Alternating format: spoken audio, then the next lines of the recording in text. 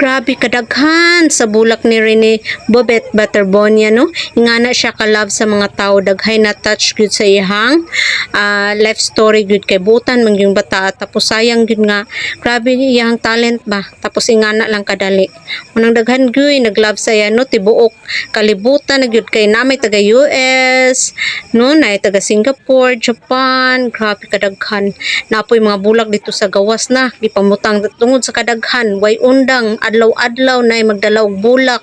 Grabe jud daghanan mga humot kaayo, mga mahal ganing bulaka ba, gwapa kaayo. Pag tanindot kayo nga bulak, gwapa kaayo.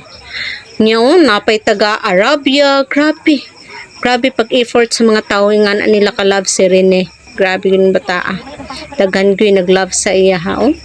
Grabe di na gyud maproblema ang buyog gyud kay abunda kay sila bulak. Mahumot pag na kayo guys, mga mahal kay nga bulak. Sumuna siya, mas maayo gid ning mabuhit ta sa kalibutan nga maayo atong binuhatan kay daghan gyud mag-love. Daghan walay wag gyud undang ang mga tawo nga pag-abot. Grabe nga lagyo ang mga tawo gikan pa ditos kuan, pila pa ka oras nilang biyahe muanha lang para makabisita sa lubong ni Rene. Ngana nila ka love si Rene.